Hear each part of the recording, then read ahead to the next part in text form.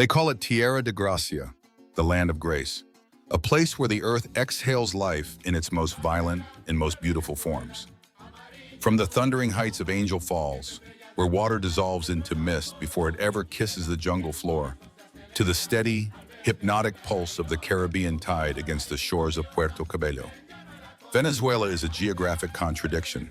The molten gold of the Los Llanos Plains, the eternal storm of Catatumbo lightning, and looming over the capital, Caracas, stands the most imposing protagonist of our story, El Ávila, a mountain range that rises like a stone wall between the chaos of the city and the infinite calm of the sea.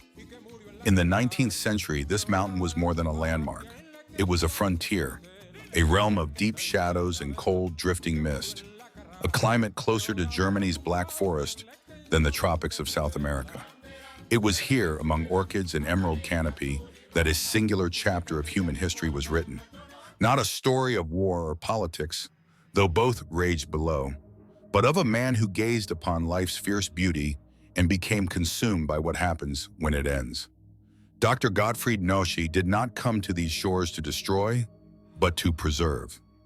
Yet his method would transform the peaks of El Ávila into a gallery of the macabre.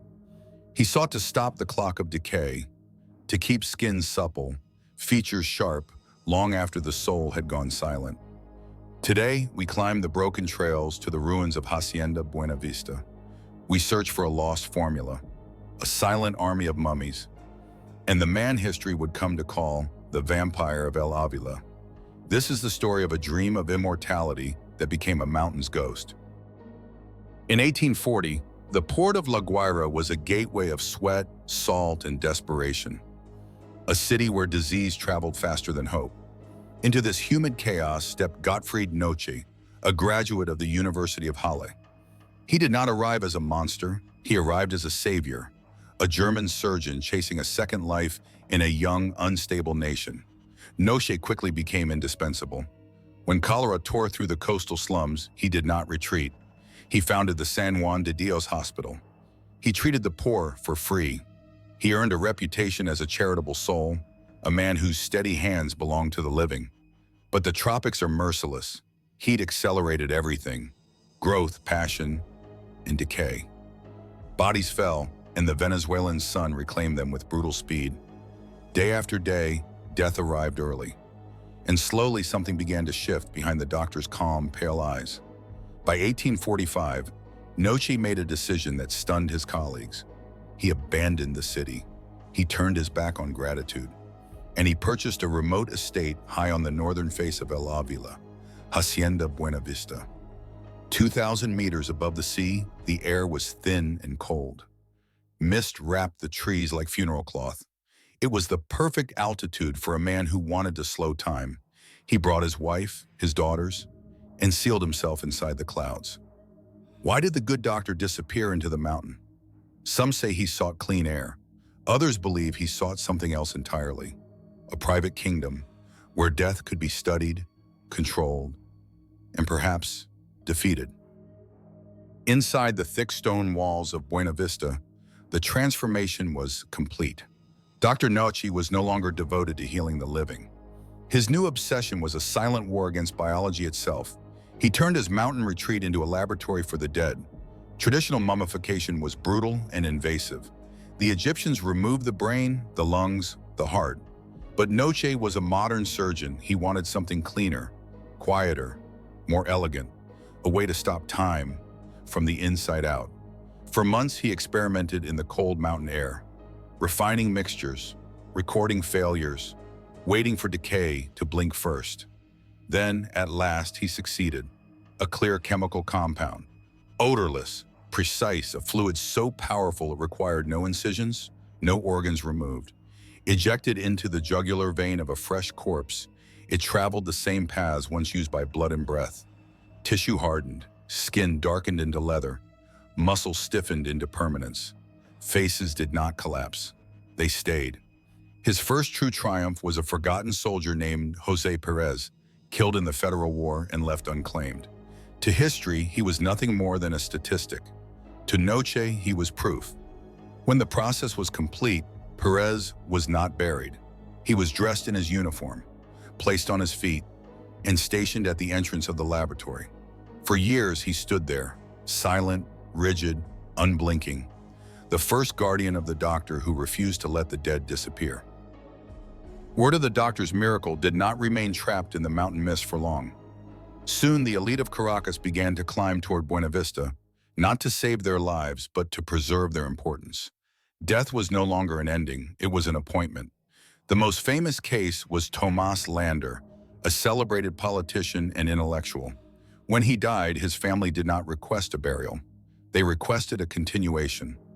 Knoche performed his ritual and Lander returned home, preserved, dressed, and seated at his own desk. Pen in hand, for 40 years he remained there, occupying his study in the heart of the capital. A silent witness to conversations, a permanent guest at family meals, a monument to a man who refused to exit his own story. Even the presidency was not beyond Knoche's reach.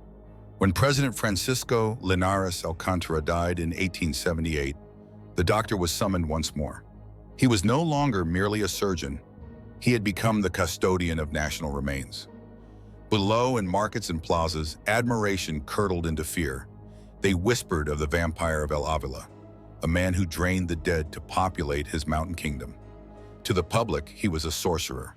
To his family, something worse, a presence that never slept.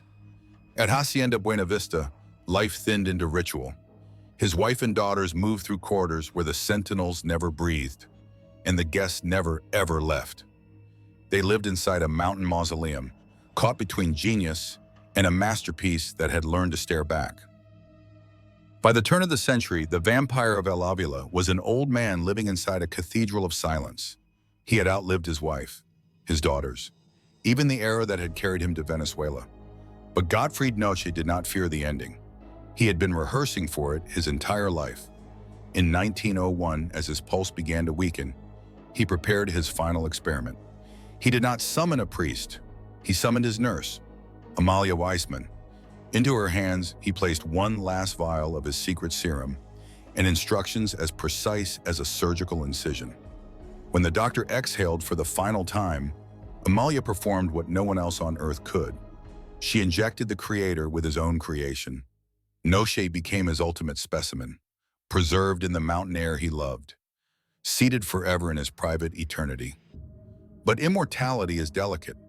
When Amalia died, the formula died with her. Knoche had never written it down. He guarded it like a dragon guards gold, and when he vanished, his science vanished too. Time reclaimed the rest. Grave robbers shattered the mausoleum. Bodies were dragged into ravines. Silence returned. Today, Hacienda Buena Vista is only bone and vine. And we are left with one final question, echoing through El Ávila's fog. Was Gottfried Knoche a visionary, a century ahead of his time, or a man so afraid of ending that he turned love into exhibits and home into a museum of the dead? The formula for eternal stillness remains unclaimed, buried in the mountain soil, or scattered into the winds that scour the ruins of Buena Vista. Dr. Knoche achieved what most only dare to imagine. He silenced nature's clock. But in doing so, he became a shadow in his own land, a name whispered to keep darkness at a respectful distance. He proved that even the sharpest mind can be devoured by the very mystery it seeks to conquer. Now we leave the humidity of El Ávila. We leave the mist. We leave the legend of the vampire. Our next investigation carries us across the world, from tropical obsession to absolute zero. Next time on Crimes of a Nation, we journey to Antarctica.